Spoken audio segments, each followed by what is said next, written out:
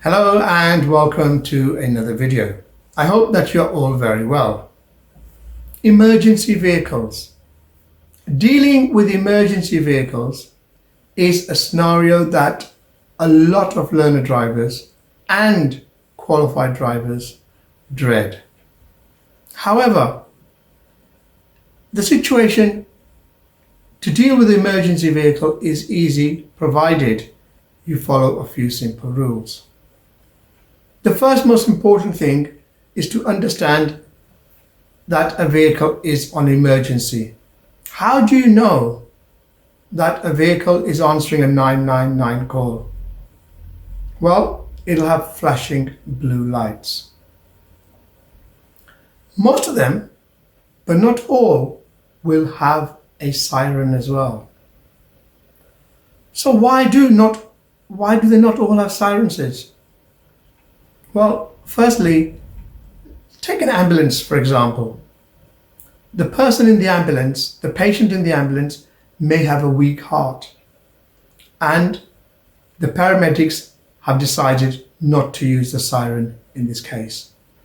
It could be a small child that the paramedics do not wish to frighten, because if they put the siren on, the child might think, oh my God, something's happening.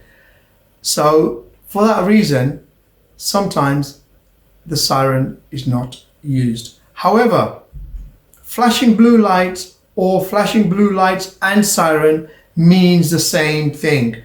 It is an emergency. It is a 999 call. So, you're driving along and you've heard a siren. How should you respond? What is the very first thing you should do? The first and the most important thing is to stay calm.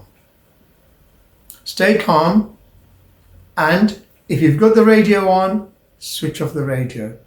If you're in the middle of a conversation, stop the conversation and try to identify where the siren is coming from.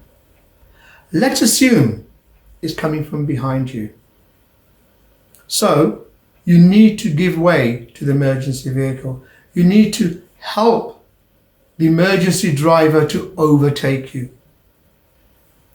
That does not mean just stopping there and wherever you are in the middle of the road, because that can actually hinder the vehicle from trying to overtake you.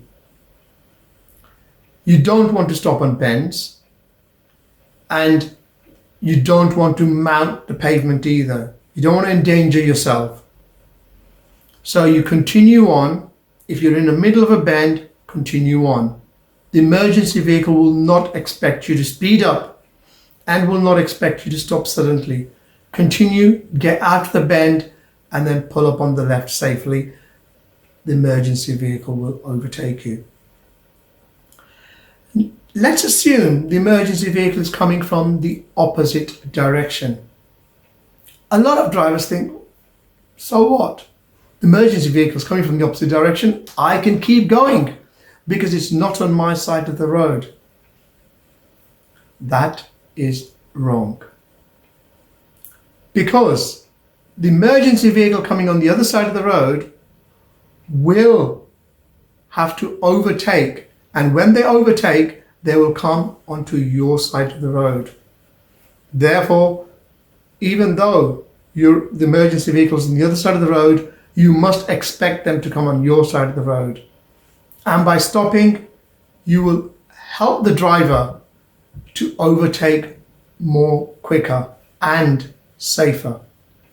However, once again, make sure that you're not hindering the emergency vehicle. For example, if the driver on the other side of the road has stopped, you don't want to stop opposite the driver because that's going to hinder the emergency vehicle. In that case, it's safer for you to continue going.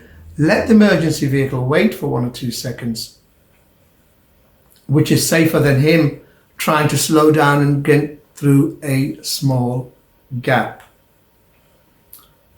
Now, the other thing is, so we've dealt with the emergency vehicle behind us, emergency vehicle in front.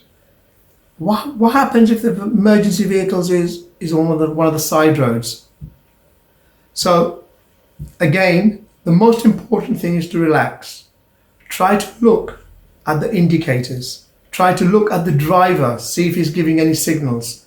Try to figure out which way the driver intends to go before you decide on what action to take. There's a couple of extra points that I need to add.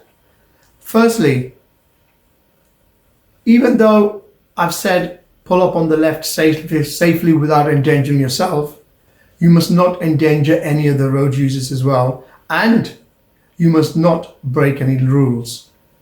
So, for example, if there's an emergency vehicle behind you, do not go into the bus lane.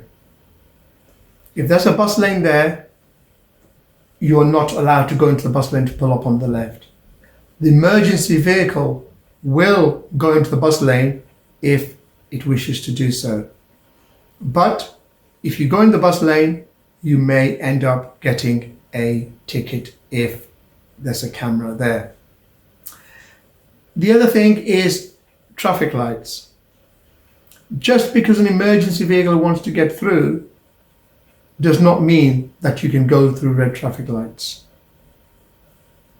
Usually the driver of the emergency vehicle will assess that there's a lot of traffic in front, and they will switch off their siren until the lights turn green and then reapply their siren. There are only two circumstances when you can go through red traffic lights. Firstly, if you're over the white stop line, and secondly, if you're ordered to do so by a traffic warden or a police officer. There are no other exceptions to when you can go through red traffic lights. Well, those are the points. Once again, as I said, the most important thing is to relax.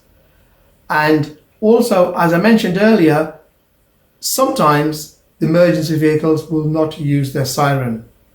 So this is one of the reasons why you should be checking the mirrors. You need to know what's happening behind you at any given moment in time. Well, I hope you found this video to be beneficial. If you have, please give us a thumbs up, as it helps us to stay in business. Thank you for watching. Stay safe, drive safely. Bye-bye.